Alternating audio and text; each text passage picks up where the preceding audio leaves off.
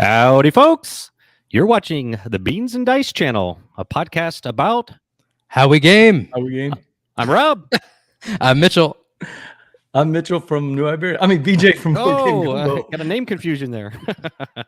He knows who he is. BJ from Board Game Gumbo, our special guest tonight on the Thursday night call-in show. So as normal, thanks for joining us Thursday night. Every Thursday night, we do the 9 to 10 o'clock Eastern call-in show. Just a recap, we always want to take your calls, so especially when we have a special guest like BJ here to talk to us about what he's up to and his channel and where you can catch him and find him.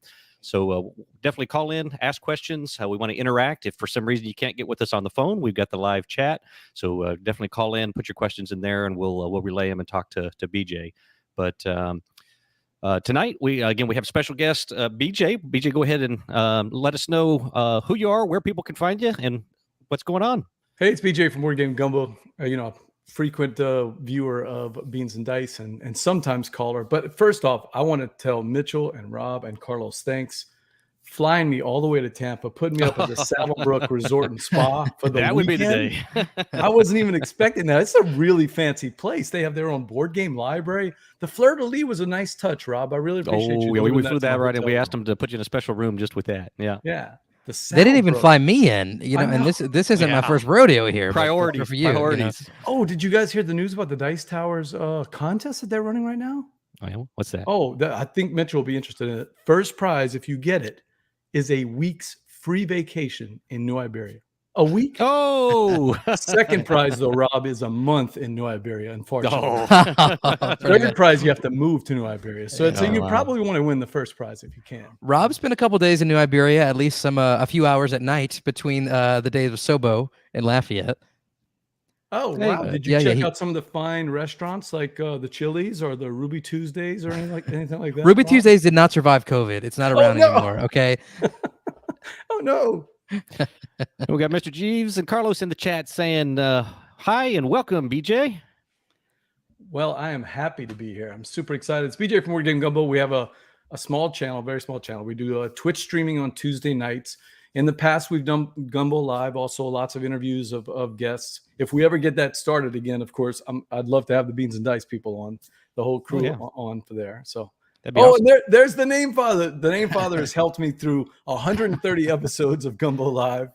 Thank you there. Awesome. Long-time listener, first-time caller. He knows how to do it. He's got a similar style of comedy as BJ, the dad jokes and things like that. I really appreciate them. Oh, yeah. So you should call in, man. The number's right there on the bottom. Phone lines are open. I was just going to mention that 813-618-7099. We are trying a little bit of a different setup this week. Carlos invested in a second little mobile board that we've got the phone plugged into, and so we're trying this out. We gave it a quick test before we came on tonight, so I think we're good to go. But we're going to wait for that first call. We may need to adjust some volumes or something like that. So when we get that first caller, if people either in the chat or whatever can help us, just make sure you can hear everything good. That would be appreciated. Steve, you got to call in, man. Yeah. So Steve and I met each other. We called him the Name Father. We met each other through a similar podcast called the Dukes of Dice. I don't know if either of you have ever heard of the Dukes of Dice or not. I've heard of it. Yeah, they celebrated 8 years of podcast history by ending the show, which was a little unusual way to celebrate. But tonight, in honor of Sean and Alex, very cool, my longtime buddies, I'm actually wearing my purple and gold, of course. Purple and gold. That's Baton Rouge. Dukes of Dice. It's Louisiana State School. Don't forget about that. So no, Steve says he can't call in. So, but that's fine. If he's in the chat, it's going to be great because we call him the Name Father because he literally earns that nickname every night. He will come up with crazy names or crazy puns. So if you stick around, he'll do that. Got one of those in every group. Yeah. So what you been playing lately, BJ? I'm sure all the people love hearing about nothing board game talk so far in the first 5 minutes. I have been playing a lot of different games. I have a whole stack here, but what I've been obsessed with. Oh, yeah. I've seen what I've been absolutely obsessed with is, I don't know if it's backwards or not, but it's Merchant's Cove. No, it's good. And this is the Mastercraft expansion. Now, look, it's not a real box. Okay. This is a production copy. In fact, some of the little brittle stuff kind of broke because it was all 3D printed. They threw it together for me and Jared to play because they know how much we love playing this game. This Mastercraft expansion, if you've played Merchant's Cove, it's pretty simple. Mitchell, you played it with us, right? Yeah, and Rob did Mitchell play taught one me. game at Yeah, we played Dice one Tower game. East. Yep. Yep. Yeah. We had that whole chat about we're going to play it at Dice Tower East, and then you played it without me. I think that was the day you were at Disney or something. Who knows? Okay, maybe so. Yeah. Well, Merchant's Code for the people in the Beads and Dice chat is worker placement, right? No, I'm sorry, not worker placement. It's asymmetrical is Oh, what yeah. I meant to say. I don't know why. I said Very worker asymmetrical. Yep. asymmetrical game where you're trying to score as many points as possible, but the theme is really cool. It's adventurers going out there, they're earning all this gold, and it's your job to separate them from their gold, right? When they get back to the cove. And you do that by creating all these goods that you're going to sell. But what's really cool is that every single different character does it differently. It's like playing, in the base game plus the expansions, you have like 6 or 7 or 8. It's like 7 different games. Well, the Mastercraft expansion does the same thing. You've got 4 more games. One of them is sort of that card crafting mechanic that you see in Mystic Vale, Canvas. Mystic Vale, yeah. Or Gloom or Mystic Vale or any one of those games like that. Another one is let's see if I can remember the 4 of them. Well, there's one with those cogs I saw. Looked like we were playing Gutenberg over there. Oh, this is the new 4. It's like Gutenberg or like Teotihuacan. I mean, it felt very Teotihuacan-ish, where you're controlling what those cogs are like actually, it's probably closer to Gutenberg now that I think about it, because you're really watching those cubes and as they go up. But it's very close to either one of those mechanics. The baker and the mushroom. Oh, that was the baker, and then the mushroom farmer. I haven't played the other 2, so I'm not totally sure about how they work. That's the funny thing. You can play with somebody else, but you're not really learning anything, because what you're watching for is the goods they produce. You don't actually know how they produce them at all. Absolutely. I played the game twice now, and I played the Dragon Farmer with you guys. And then I played the Potion Explosion one, the Alchemist, I think it is, with Rob. Yep.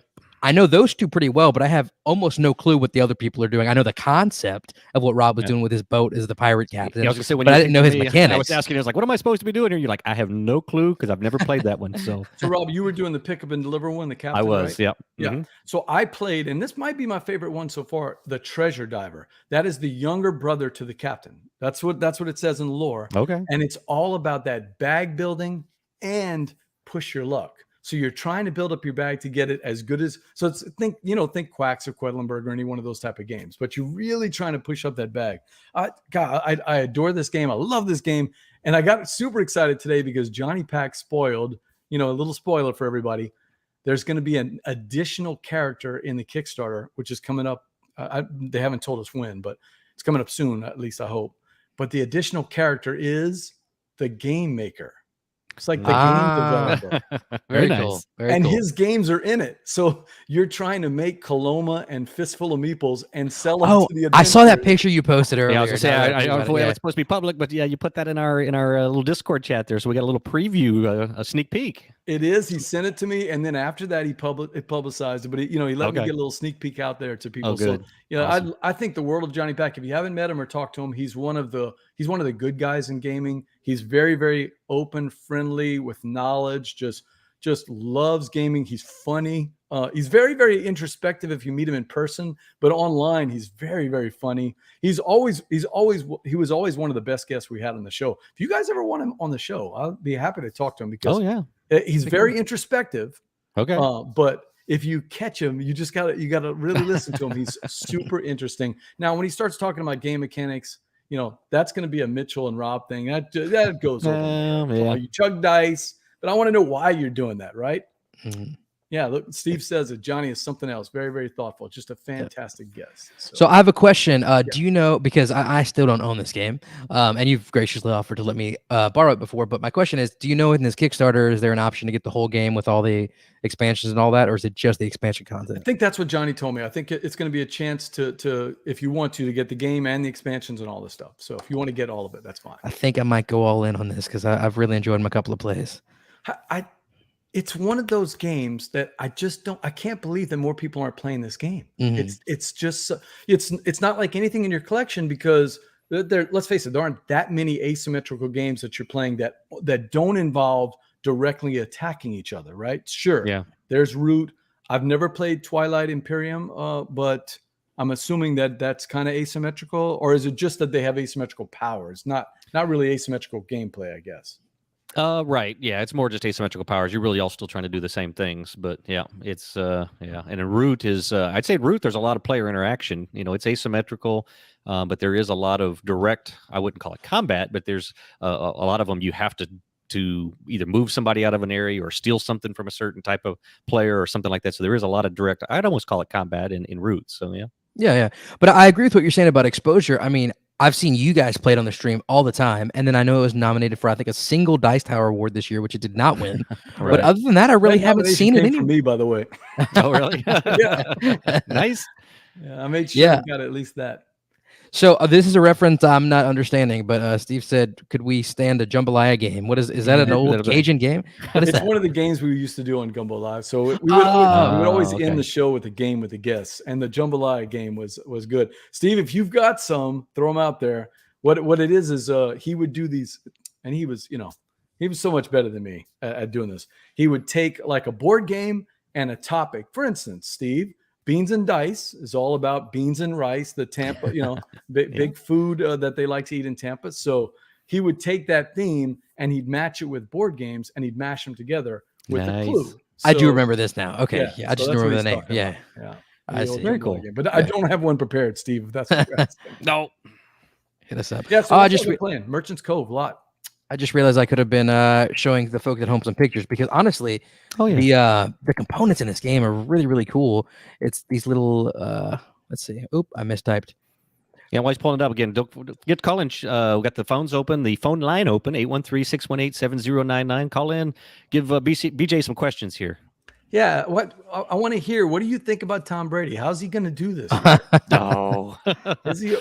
I that's was not what it is never a tonight. big Brady fan. I really disliked him when he was in New England. Then he came to Tampa, and then of course he's one of those guys you don't like to play against. So when he's on the other team, you kind of root against him. But when he comes over to your team, everybody jumps on board. So it was crazy here the way people turned, and all of a sudden everybody became Tom Brady lovers. But Looking at and Rob, if no one calls, we're going to call this thing early because Yeah, don't forget, you said we have reservations for Eddie V's Prime Seafood tonight. oh yeah, over there in let's do it. Tampa. Yeah, Don't forget about that. absolutely. Yeah.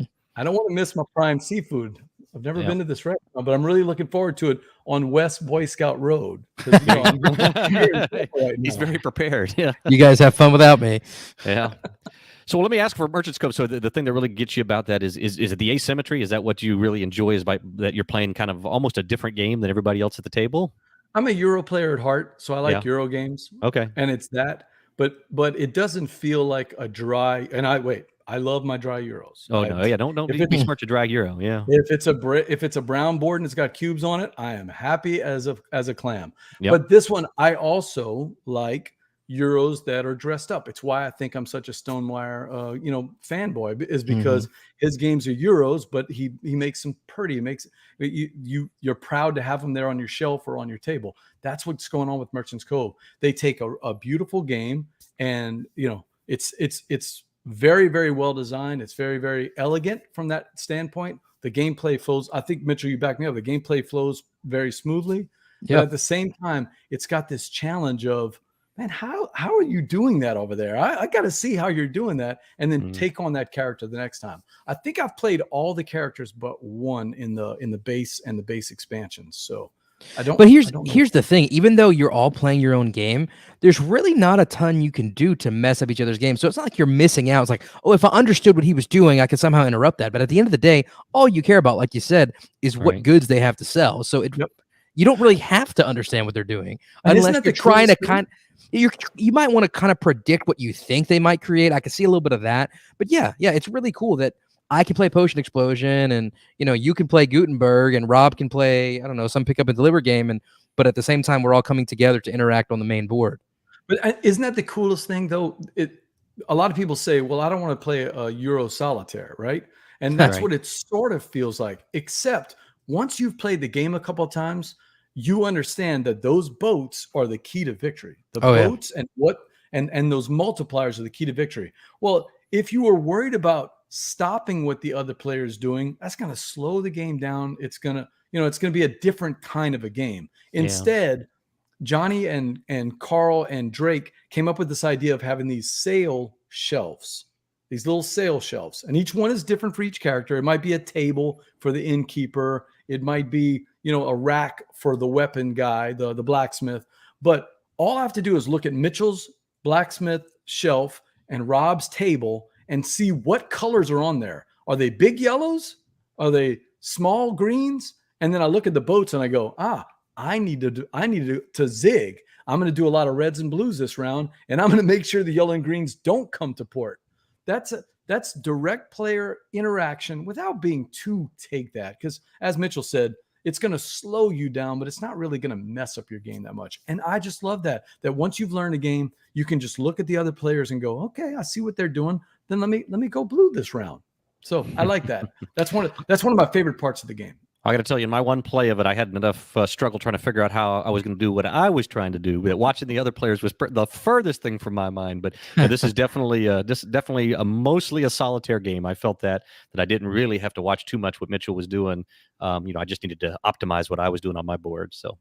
Hey, there's Chad Stilson checking in. Hey, thank you for joining in. And Rob, that was my exact. It happened to me. I was playing the captain the first time that Pick 'em and Deliver, and I was swimming in the deep end. Yeah, me too. Yeah, I was just trying to figure out the mechanics. I didn't even worry about what anybody else did. But this is one of those games where once you get that first game knocked out, then the second half of your second game, you're going to be like, okay, I see what's going on here. So because overall it's not really a difficult game at all. But it is just kind of learning the mechanics and each one of them being different enough, the different asymmetric styles, that trying to figure out exactly how I'm going to get those points. And then once you kind of get that engine going and figure it out, then you it's just optimizing that, making it happen over and over again. The other thing that I like about it, Rob, and I don't think this is for everybody, but the other thing I like about it is as you're working through your character and as you're learning your character, Johnny Pack is famous for loving modules. And that's that old Euro, the classic Euro thing, where instead of a big box expansion, it's just little tiny modules that you add. Maybe a deck of cards, or you add this. Oh my God, this game, Mitchell, if you back it, there's so many modules to this game. We got a call coming in. Let me answer this one.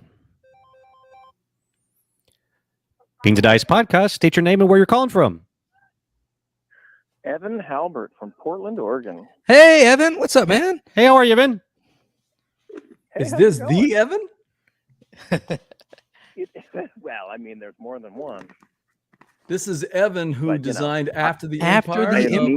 Yeah.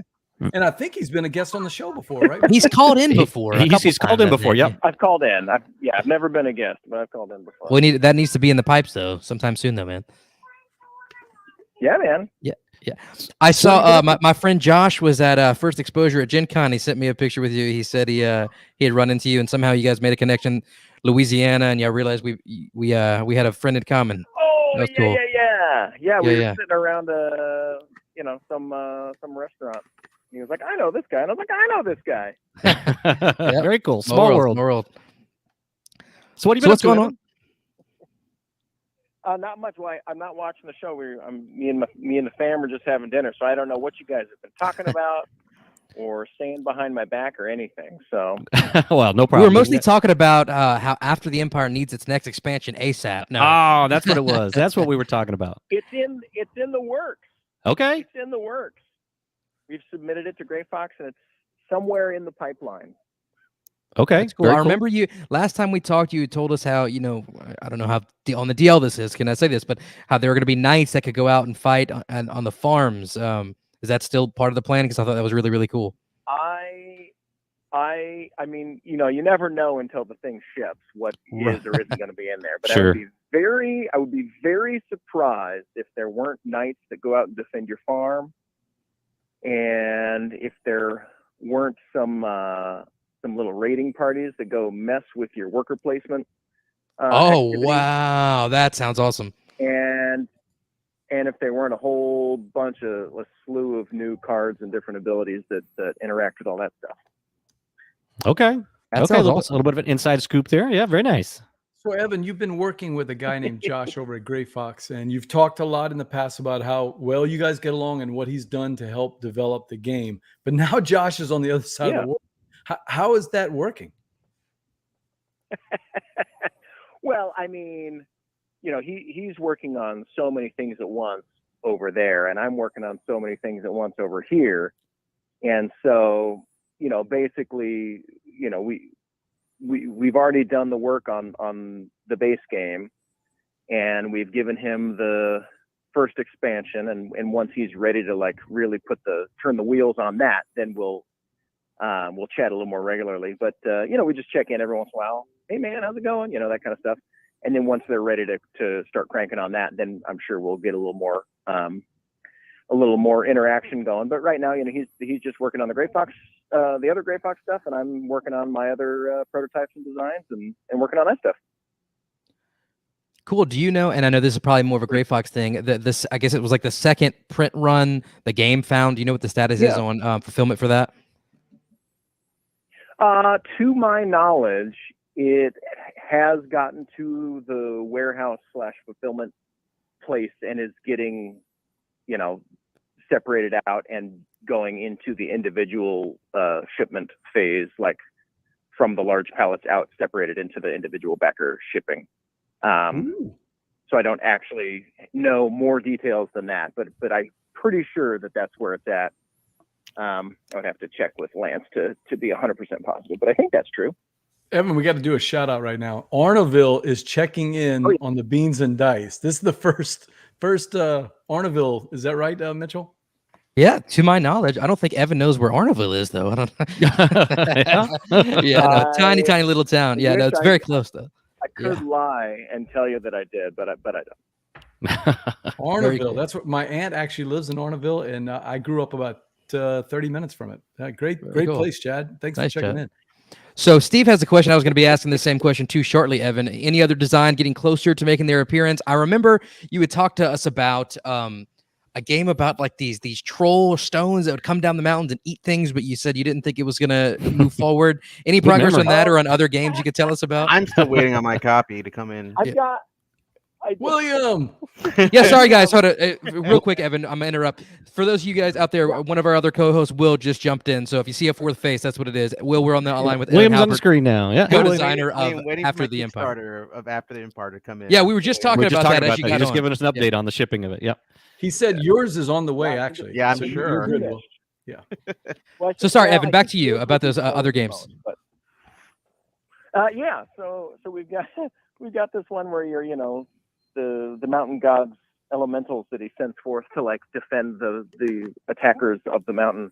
So you can play as lava, flood, avalanche, rock slide, that kind of stuff, and you go down and you try to defend the mountain god's kind of a little zany Mario Karty kind of, the mountain pieces are shift around and it's a totally modular sliding around board during gameplay. That was kind of fun. And so that's one you're working on. It's not tied to a publisher or anything yet. Not yet. If you, and then we're working on like 5 or 6 others. There's one right now that's a pretty, like another boring Euro. But Love that. It's really good. That's good stuff. And that one I've got three publishers that are currently interested, but no contract on yet. Oh, hi, my baby. You're gonna sit on that. And then I've got one on contract with Spielberg, and that one.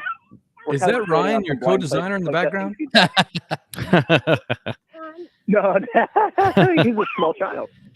I've got one with Spielberg. It's a post-apocalyptic tile placement, like Civ Builder, and so I'm pretty excited to have Spielberg's come out with that probably next year. So rebuilding after the apocalypse, huh? Exactly. Okay. Hey, just to tell people out there, if you're not familiar, Spielworks does limited runs. So if you want the next Evan game and it's there, jump on it because it may not come out after that. Definitely.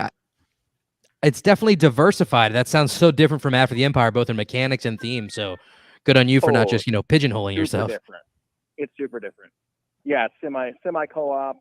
You can all lose together or one of you can win kind of thing. Gotcha. Steve in the chat's asking, any card games you can talk about, Evan? Is that does he know something? What he's talking about. I do have a card game tentatively called Wildwood, and that's got some beautiful art by art. Beth Sobel. Oh, it is beautiful, and it's kind of a tableau building, spatial management. So you're trying to there's 7 different suits, and you're trying to shift them around in your tableau to make these suited columns and then you're bidding on these druids to try to control the magic that's recently returned to the world. So it's very spatial tableau management and it's kind of like, the way Candy Crush kind of goes, or Tetris, and things like bounce off each other and they move around and you try to kind of organize that. And there's like multi-use cards where you can use it for one of the 3 different things on the card, and you have to decide on your turn, like, okay, which ability of which card am I going to use for which thing?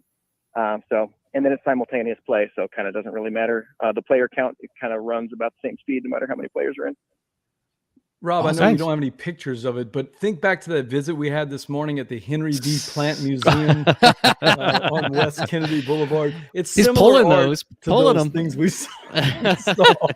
He's working it. Yeah, just up the road there. Yeah, I remember It is that. beautiful. Her Yep. art is amazing. Very nice. I have a quick question for you, Evan. I'm just That's flipping fun. through the pictures of After the Empire and Yeah. BGG for the stream for those of the Yeah. who don't know it. And somebody they got the board that's like, it's like the winter biome, and they have like this nice wash on the Yeah. stone castle. It looks exactly like Winterfell. Was that any inspiration at all? I'm trying to find it from Game of Thrones. Look at that, people on the stream. Doesn't that look just like Winterfell? Oh, I gotta paint it now. Actually, back when we named those boards, that was like 7 years ago. Oh wow. So I hadn't even heard of Winterfell, nor that I know that winter is coming. Oh, yeah. But to be fair, a castle Didn't in even snow is not, Yeah, IP. It's not just that whenever we too think of a castle. differentiated. in Yeah. snow. It's just a thing. Yeah. We got a couple other people in the chat there. Philip Millman, the world champion of baseball highlights 2045, is right here in the chat. There you go. He loves his heli Euros. And Kelly Jean checking in. Hey, Kelly, what's up? She's Oh my played gosh. Wildwood, recommends it. Yeah, we Nice. popping off here. Oh, that's right. We did play that. We had a good time. Hi, Kelly. Hi, Philip. I like those people. Everybody chiming in there. Yeah. Well, yeah, thanks for the call, Evan. Hopefully, we talked about it before, but Yeah, I'd love to have you as a co-host, as a guest one week on the show. We got to get it set up at some point. Have you played anything good lately, Evan? That'd be fun. Yeah. Hit me up. Oh, what did I play? I played Block and Key last night. That was fun. I played Hi Baby. Never heard of Hi Baby. It's a 2-player game. It takes 10 minutes. Oh, yeah. Wow. Beans and Dice It's a After very, Dark, ladies and 30 gentlemen. Wow. seconds for some people. That's it. There's a bunch of blocks, and your perspective. You place these 3D blocks on this board, and each player has a different perspective sitting around the table because you've got this little 3D block kind of crumbling ruin yeah. sort of looking thing. That looks cool. And you're trying to basically make these shapes and color combinations, and it's kind of interesting because you can choose to either try to fulfill your own stuff or put a block somewhere else and try to mess up somebody else's stuff. Man, I love Yeah, we these got- pictures. So it was kind of a clever design. I got some pictures Yeah, up on it was fun. BGG. The two boards, almost one on top of the other, kind of a dual layer kind of thing. I've been seeing And a lot of that's- games that's like that the layly. It bomb. reminds me of like Holy, kind of the different levels. Yeah, always like We- that. Yeah. Yeah, the multi-tier. Yep. I just really liked how they, they're using the box as components Right. in the game. I really like it when people do that. Yeah, that's real cool. Yeah, for sure.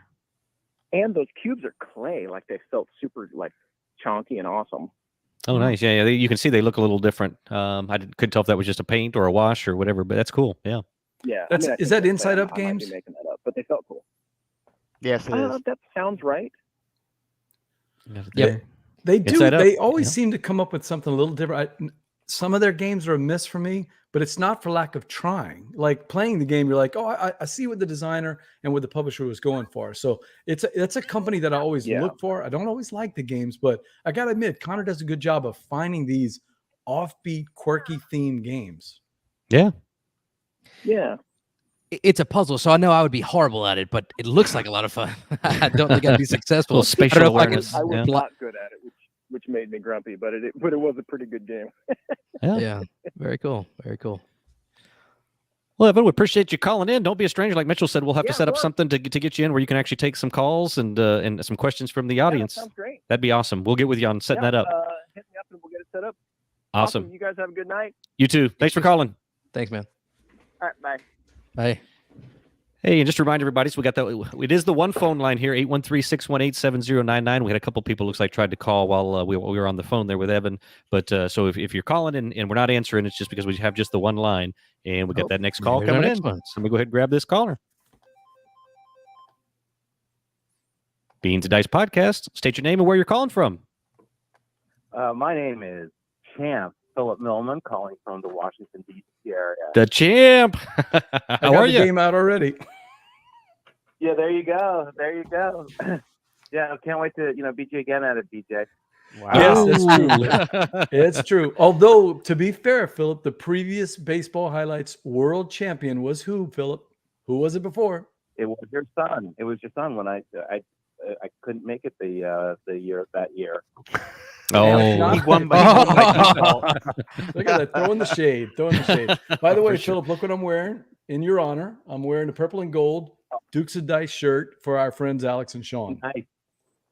Yeah, I'm sad they're going away, but they're good people, and occasionally it's time to move on. I told Robin Mitchell they celebrated 8 years of podcasting excellence by canceling the show. shutting it down. Yeah. Wow.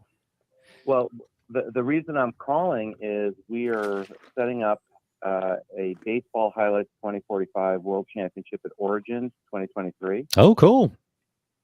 And so we're hoping that lots and lots of people show up for it. I will not be competing. I am walking away from the title, sort of like Rocky Marciano.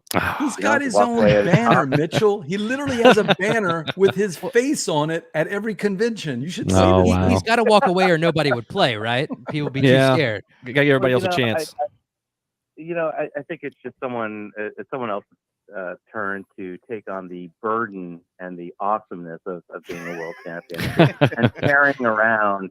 We're going to find out 10 years from now that Philip was juicing the whole time, and we're going to have to put asterisks next to all these games. Heavy is the head.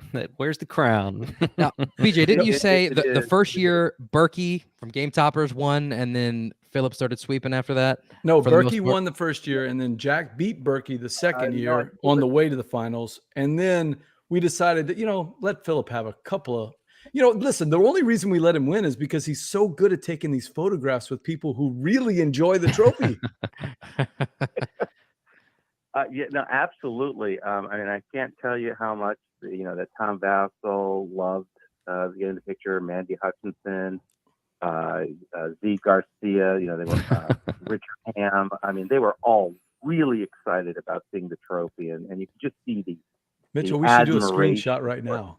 Yeah. We've got when Philip's name comes across the screen, we can all show how excited we are to have Philip on the show. All right. I have my screenshot button ready. You ready for? All right. Yeah. Everybody Well, free? his name's down there. You want to? Yep. Let's wait until it comes back again. All right, ready? Ready? Three. Here we go. Go ahead. No, we're just waiting for you to shot. No. Okay, look unhappy. I got it. Got it. Will, were you we did do pleasantly unsurprised by the call? Me? I'm still trying to get back in the game of getting podcasts. Yeah. Just doing the call-in show, getting back in the rhythm. But it's all about the Yeah, callers no, anyway. it takes a while to get back into it, but no, I'm it's been a lot of fun, and I think it's time for someone else to So what game are you moving on to next? What game are you going to dominate next? Well, right now I have a pretty significant shelf of opportunity, Okay. and I'm going to be working through that. I don't believe in game shaming, and having taken enough physics at the math and science high school that I went to, I believe that there's that every Connecticut potential energy. Every game has potential for fun or an opportunity for fun. So I don't believe in game shaming. So you'll never hear me call it a shelf of The other thing. But, the other thing, yeah. Yeah, the other. but it needs to be a shelf of opportunity. So this month I'm going to be doing 3 games. So every month I'm going to be doing 3 games. So I'm going to be trying to learn Carnegie, Okay. which looks kind of nice. I have Fleet, the roll and rice dice game. Fleet the dice game? I'll be learning that. Yep. The Fleet. Yes, there's a Fleet dice game. And then I'm going to be And I think I'm going to try to do, if I can get enough people, Haunted Teutonica. I know that's, you talk about soulless Euros. I don't think anything comes more soulless or more Euro-y than Haunted Teutonica, but it certainly looks like a game I would very much enjoy. And then, if I can get enough people with enough time, maybe get some 18xx games this month. Ooh, an 18xx guy. I do like my 18xx. I am terrible at it, but I do enjoy it. I mean, I've played online with 3 of my friends, Chris Snyder, Simon Monty, who works for Forbidden Games, and Gabe Perez. So, and I'm constantly getting toasted by those 3 guys. So That's all right, as long as you're having fun. Oh no, it's a lot of fun, and it's certainly something that is right up my alley. So. I'll tell you, I've played those first 2. I played the Carnegie and the Fleet, the dice game, both within the last 2 weeks. For the first time on both of them, I played them both once, and they were both really good games. I was really impressed by both of them. So, yeah, look forward to those. Those are good ones. Yeah, no, Carnegie, I like the action selection mechanism. It looks very interesting. It kind of has an action selection game like Wendaki, a little bit different, but there's, kind of things keep moving around. Yep. So yeah, no, I'm definitely looking forward to it. I've never played Fleet, but BJ, I think that's a crawfish right there on that die, right? This is Louisiana themed, right? It's like a little shrimp. I'll tell you, I'm with Rob. Fleet the dice game is fantastic. It but is. I do like which one is it? Three Oh, Sisters a little bit better. Oh, I've heard that. I haven't played it yet. Same designers, Philip. Three as Sisters? You know, this the Fleetpools, the same designers. This is that second in that trilogy, and I like Fleet the dice game. I'm not dogging it at all. I love the theme of this one better, and I love the combo wombo of it. You know, I mean, it's like running around with bubble wrap around your body and just. I keep hearing that. Yeah, not the bubble wrap, but the combo-tastic. Bubble wrap. That's copyrighted, so be careful with that. Yeah. Constantine has a lot of blocking of other players. Yeah, I kind of like that kind of stuff. You like to take that? Have any of you guys played Haunted Teutonica? I have not. No. I played it. It is super solid. Super solid. It's got that weird. It's one of the things that I like. It's got that weird mechanic where you can do just 2 simple things, but one of them is going to be for getting better actions, and one of them is going to be scoring. And each time you have to make that decision when you make a move. And Philip, as you know, that's one of those crunchy decisions that what's that Tang Garden? Have you played Tang Garden? Where no. If you played or Elysium, where these games where you're trying to decide, am I going to score points or I'm going to keep building using this as a power? I absolutely love that mechanic. That's the type of decision making that makes games fun for me. I mean, I'll be honest. I agree. That's the type of stuff that I really like, and I like trying to figure out what the person's going to do next. I mean, Mitchell, I feel like this would be a game you'd like, Tang Garden. Really? Yeah. I like the look of it. It looks pretty cool. That looks pretty good. Is it a new game? Because I've not heard of it. It's about 2 years, maybe. 2 years? Yeah. Yeah, I want to say about 2 years old. Yeah. Do you own it, BJ?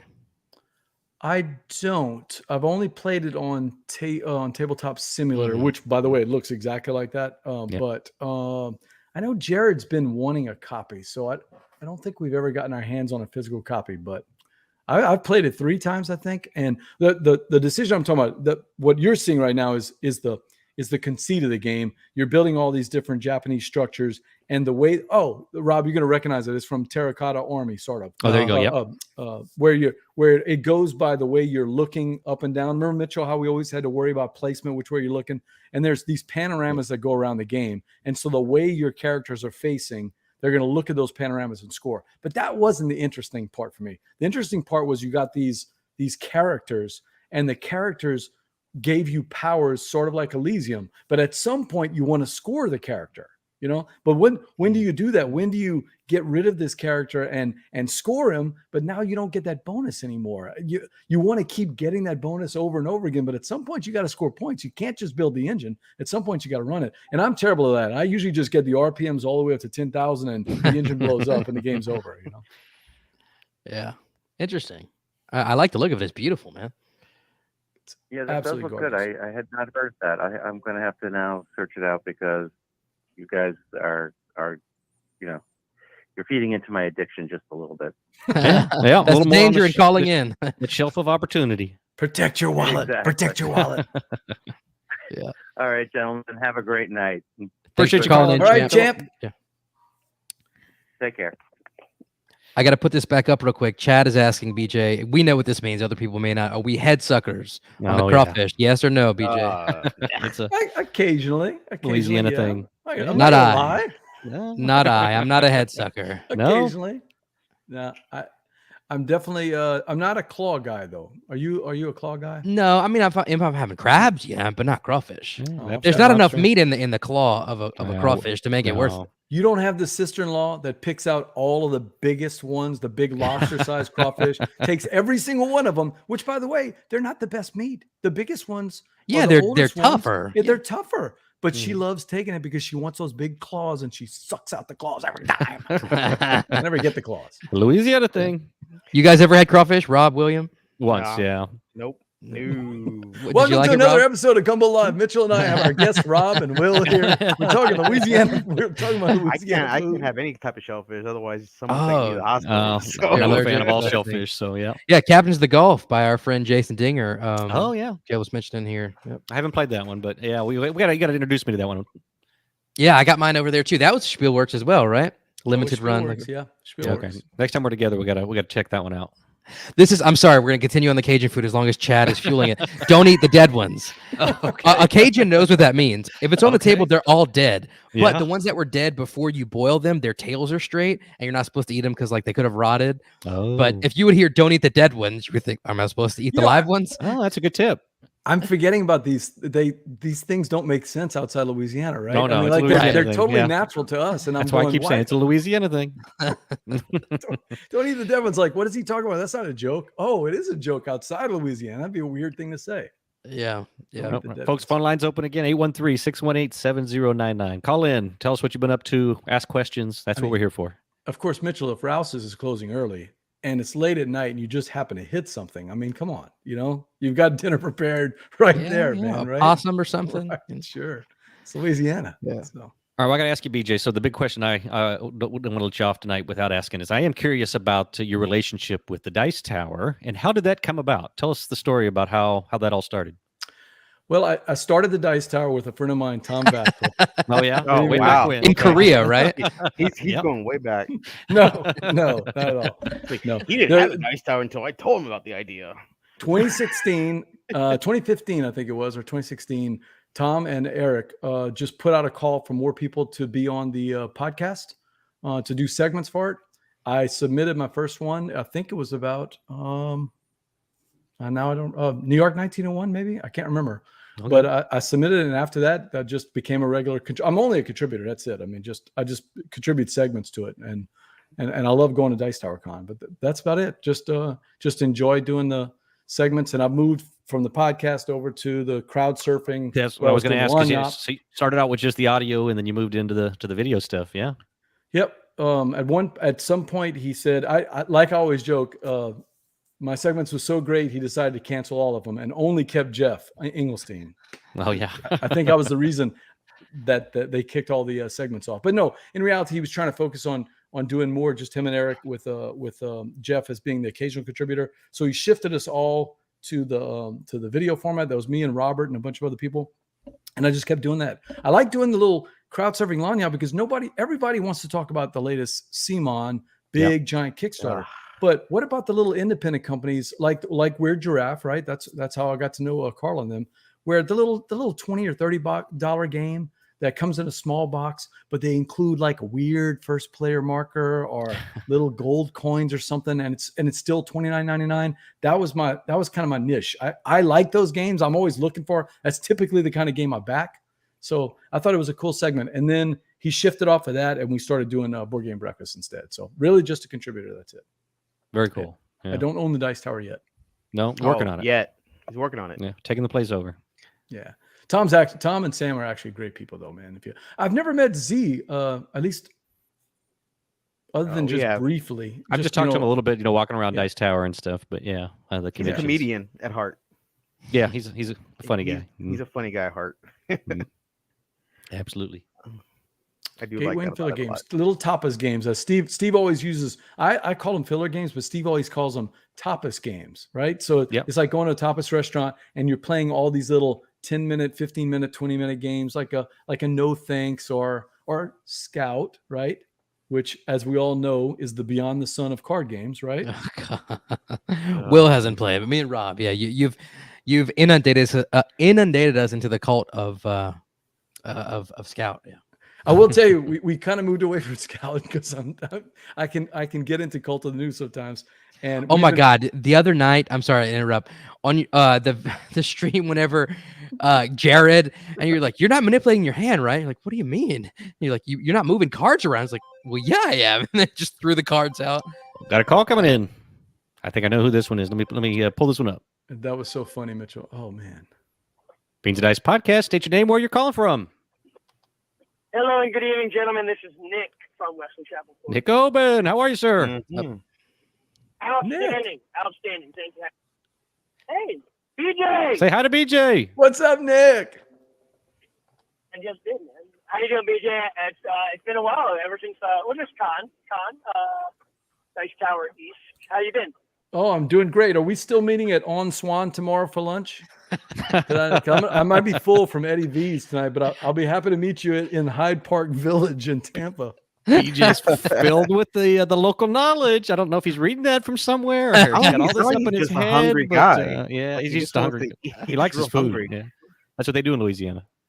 No, that sounds good, man. Let's go. Let's do it. What's up, it's Nick? all- It's, Rob's paying, so it's all good. Oh yeah, all good. Just getting out of my Thursday ritual, drinking beer and throwing sharp objects. Yeah, axe throwing. But we did, yeah, that's right. We did a game a day going well. I know all of your listeners will be eager to hear. Going strong there. Today we cracked open one other shrink that I actually picked up at Dice Tower East. Simple little dice placement family game, Barbarian. We got a copyright over there. Battlegrounds. Okay. That's a good game. That's right. Yeah, no, it. Tell you what, there's so many high quality games out there. It's wild breaking into a new game that you only paid a few bucks for. So I got Barbarian at Dice Tower East in Tom's flea market. I think I paid $10 for it, maybe something like that. Maybe it was 15, but I think only 10. Ages 8+. It says 20-minute playtime. That's a lie. But it's not more than maybe 30 or 45. You roll. It's got a neat mechanic.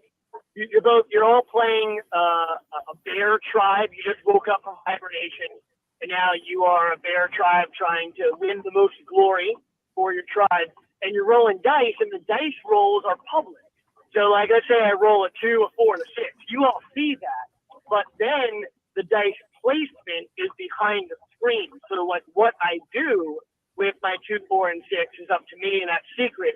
But you guys all know what I've got, right? You all know what I could do. And so it's a neat little bluffing game a little bit where there's like, okay, I've got that 6. Maybe I could do something kind of menacing with that and attack, or maybe I could use it for something else. And it was neat. It did play quickly. We learned it and played it in under an hour. So that's a teach to 2 kids and playing it in under an hour. And it was fun. It was a good time. So that's what we cracked into that one tonight. I don't know if you've got it up on the screen there, but it's cute. Yeah, he's showing some pictures of it. Yep. Yep. Good time. Also, the bigger news, I took away one game from my shelf of opportunity, Barbarian. He was sitting in shrink ever since Dice Tower. But I added one today in the form of Trudbang Legends. Oh, very nice. Legends hey, yeah. So we're talking 2.5 years post-funding on Kickstarter from Come On. This was the game originally designed by Eric Lang. He actually then separated from Come On during its production, during the game's design, and they brought in a whole new team. They kind of picked up where he left off. It's a narrative world builder and dungeon crawler, similar to Gloomhaven. where it's a cooperative game and you're going through and you develop your characters over time, and the actions you take permanently impact the world that you're playing in. So it's Command's response to that whole genre of game that has become somewhat popular now, big legacy games. Mitchell, So yeah, that's just the basic game. Right. Yeah, Mitchell, I don't know if you saw, there's a copy in New Iberia that just arrived yesterday. If you With want to whom? try it. Dustin. Dustin? Okay. I don't know why I even asked. Of course it was Dustin. Yeah. So you haven't played it yet, right, Not Nick? very cool. No. It's sitting in shrink on my table. It looks pretty. It's just the base. I say just the base game. The base game is a big box, but they're doing multi-wave shipping with all the delays. They wanted to get things out as quickly as they could. So the base game was available. So that was the first wave. I honestly forget when the next wave is supposed to happen, but it was one that I did. I went all in. This was way back. We're talking 2.5 years ago. We can look it up. I forget exactly when it funded, but it was easily in 2020, and it's not 2019. And I was doing the all-in $300 Kickstarter kind of thing. So I have all the content coming. I think there's 2 or 3 more boxes coming my way at some point. But yeah, no, we got the base game. We'll check it out. It should be intense. Oh, Sweet. I'm going to interrupt you for just a second. I'm going to click on a button here. I got a message that popped up that said we have lost our Facebook audience. I'm going to try to. There's a button here to reconnect. I'm hoping I don't end the stream here somehow. But just so you guys know, go ahead and keep talking. Yeah, I was getting some messages from Steve saying it wasn't showing up on Facebook. yeah. So we're still good on YouTube and Twitch, but for some reason we lost the Facebook connectivity. I was trying to. I'm going to try to restore that right now. Yeah. But go ahead. Sorry, Nick. Keep talking. Anything else anything else interesting on the game of day? Yeah, what's game of day tomorrow, Nick? What's that going to be? So actually, that's a good question. I have an answer. We're going to get back into Aeon's End. Good. Aeon's End on the table right now, all set up. Yeah, tell you what. So we've been doing a lot of competitive games. Me and the boys, we have the crew. The crew scratches our itch, 2 itches. One, it's a quick game to play, and it's co-op. But outside of the crew, we haven't done a lot of co-op recently. And doing these game of days, I'm starting to get the sense a little bit of the wear and tear on some folks on always having to kind of be against each other, and if someone might go on a winning streak or whatever the case might be. So I kind of want to get back to. We used to do a lot of cooperative games. Me and the boys would do a lot of cooperative games. So I want to get back to that a little bit. And Aeon's End was a big hit. We haven't played it in a while, so I thought that'd be a good one to get back to. And then I picked up a number of other Aeon's End boxes. So I'm talking the original right now. But then we got the Legacy. We have Aeon's End Legacy and Aeon's End, the one that was actually for sale at Ice Tower East. I picked up. And I'm blanking on the name of it, but it's the most recent legacy game from them. Yeah. One. So that is good. Nick, one of the things that I liked about Aeon's End when I first played it was, and I don't think any game had done that before, it was the first deck builder that you didn't have to shuffle. One of the things I hated about Dominion was constantly having to shuffle your deck all the time. And Aeon's End, all you did, if I remember right, you just flipped it over and kept playing. So you kind of knew the order of the cards that they were going to come out. That's correct. Yeah, and actually, you got to decide. Let's say you were going to discard, 3 or 4 cards. You got to decide the order in which they go into the discard pile, knowing that's the order they're going to come back out. You're right. And actually, it's a minor thing, but for the kids, that actually is a helpful thing because we do a lot of deck builders, and it's a great mechanic. But for the boys, shuffling is not necessarily their strong suit. So not having to shuffle, it's one less thing. So they've gotten real good. Actually, it's funny. I give them credit where it's due. They've gotten good at just, quickly going into the pile shuffle. That's what they do. So they'll deal out, let's say they've got a deck of 20 cards to shuffle. They'll deal out, 4 piles and then do the pile shuffle real quick, silently, just kind of grinding through it. But they do the Magic the Gathering player shuffle. Yeah, you got to teach them the magic shuffle, man. Is that just shove the cards together because they're sleeved. No, you do them into piles. You do like 1, 2, 3, 4, 5, 6, and you just keep rotating the cards in piles, and it kind of mixes them up. Yeah, I think that's what he was saying. Yeah.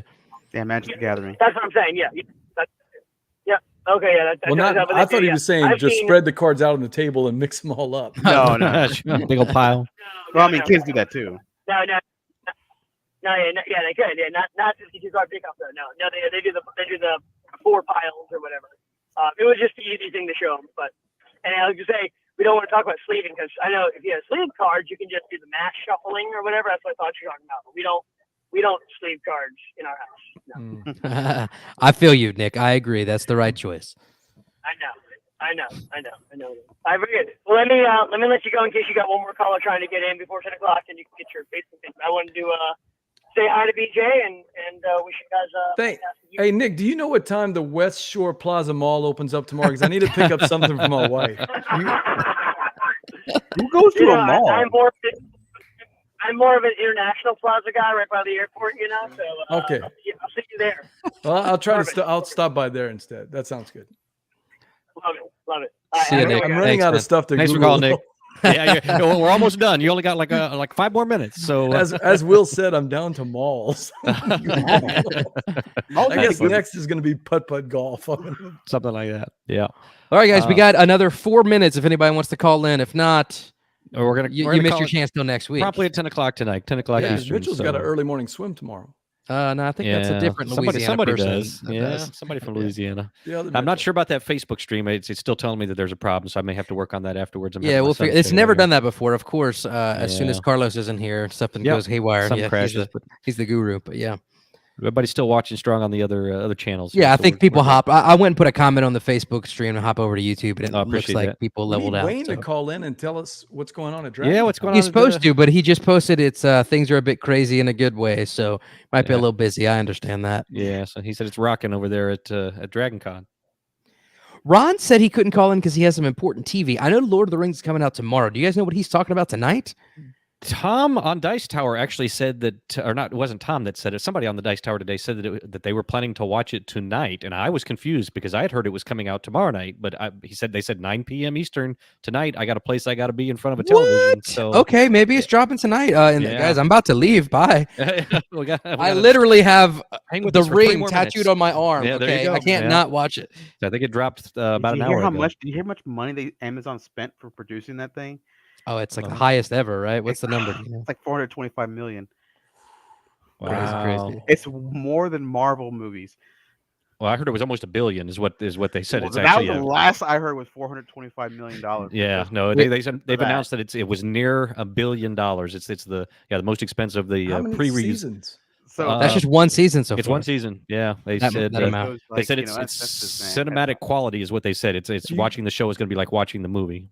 Two guys in the chat saying he thought Ron meant he was going to be on TVs, but I've watched that. Do you Go ahead, realize BJ. how many euros they could have produced for that amount of money? Exactly. Yeah. You know how many euros people are going to buy based on that game? Oh yeah, yeah. Didn't it just get acquired or something by some designer or something? I just what it was something in the Discord, something about the Tolkien literature being acquired anew by some game company. No, yeah. Ron actually had mentioned that. I think was it a week or two ago on the show, and I don't remember who he said, but somebody had picked up some additional rights for it, and he said that he thought it was going to affect the video gaming portion of things more than the board gaming. So I see. But yeah, somebody had taken on some major rights for it.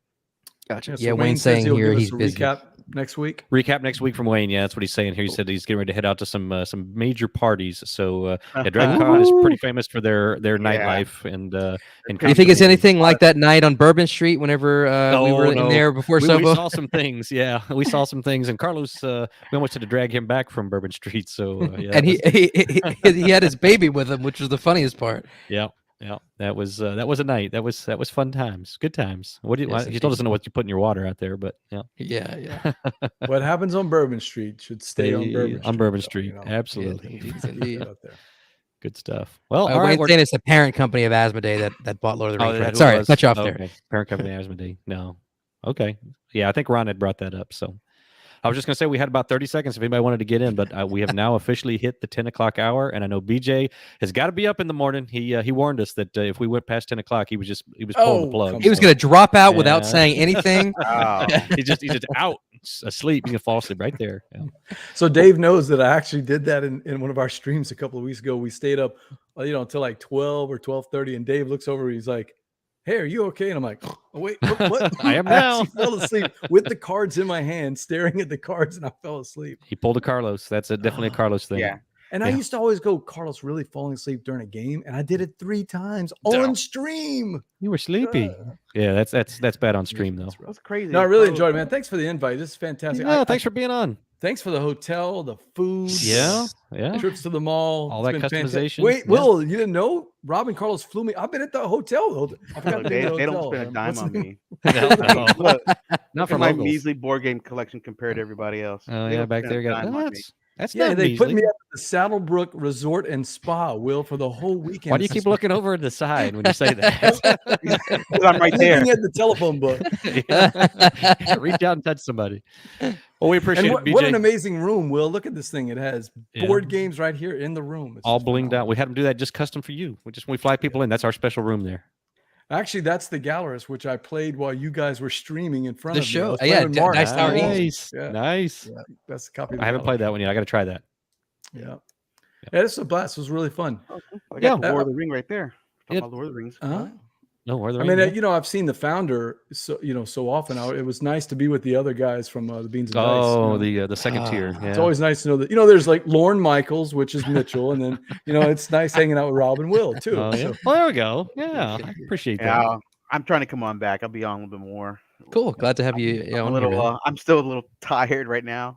Yeah. So, Well, get into that school system regimen there once you get used to it again. yeah. Wait, The heat. is that heat. the Romans game that we played, Mitchell, me and you? What do you got next Foundations to of you, Rome? Will? Foundations of Rome. Oh, yeah. Right down there? Yeah. He's using it as a table style there. You got some books On on its it and Well, I got my kill team manuals there. little end table. Yeah. Is that the So lemon drop edition? I didn't get that. Sun No, drop, I'm- whatever it's called. Sun drop. Sun drop. Sun yeah, drop. with the Lemon drop. drop. What is that? Tastes good. Somebody's won some alcohol. I've got Snow Bunny so close. I think one boy. more play and Yeah. we could maybe get it. I'm telling you. Yeah.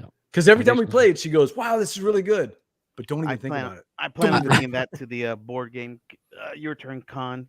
Your turn kind of Nice. coming up here in about a month. Yeah. Yeah. Nice. Cool.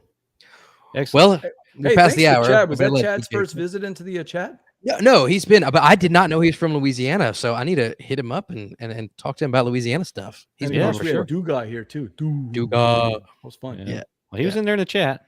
Yeah. And Mr. Jeeves, All right. hopefully Mr. Jeeves is finished with that tournament on the other side, right? Oh, that's a touchy Man, subject. Yeah. That other group is taking way too long. Mine BJ, is you've done. been sitting waiting for the semifinals My for game's weeks. all done. Mitchell, do you remember when we used to play Castle of Burgundy with the Beans and Dice crew? Man, I that was a don't good remember. time, Eons ago. man. It is. Like years ago, but it was so much fun. We ought to do that again. All right. Well, I'm joining y'all in the finals. I think I won my last game, and so I think that's going to lock me into the finals with the two of you. So, By the way, Rob's about to kick Jared to the curb. Jared could get to the final, except Rob. And wait, what I don't understand is y'all are tied in points. oh, yeah. He's finished second twice and third once. He's scored more points than you. I am just curious, how I don't is know. it that you're ahead of him? The I actually- tiebreaker should be total points with haven't scored seen- within the games. Yeah. I thought. I don't know. I haven't seen the. So y'all have already seen the. I haven't gotten to look at the breakdown because it was Oh, still boy. one game pending. But wow. Well, we're waiting for this last game to Game to be end. pending, but Okay. you and Jared are duking it out for that fourth spot. So or Really? third and fourth spot. Yeah. Oh wow. It Because look- I won twice and then finished third once. So man, that's tight then. Oh I'm wait, so winning. that's the same as him. He won twice and finished third once also. Okay. But Wow. he thought that he finished higher than you in one of the games. I don't But remember. But that's not played, the yeah. tiebreaker. The Yeah, it's tiebreaker is not? total Okay. points scored across all three games. Oh, well, that might be why then. That must be. Yeah. So I haven't it looked. depends. We'll see. But yeah, good luck. Yeah, Yeah. man, that was so much fun playing Castle Burgundy with Beans and Dice crew years ago. That was so good. Back in the Should do that past. again. It's coming again. It's coming. It's coming. Yeah, do it. getting there. Well, again, thanks Yep. for everything. Love my sticker. So Thanks for being on the show. Thanks for everybody for watching. We are the Beans and Dice podcast, a podcast about How we how we game. I'm Rob. I'm Mitchell. I'm Williams back. And I'm BJ from More Game Gumbo.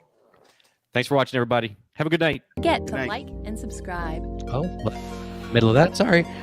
Thanks for calling. Thanks for coming. That way. See you next time. Hi. Like here.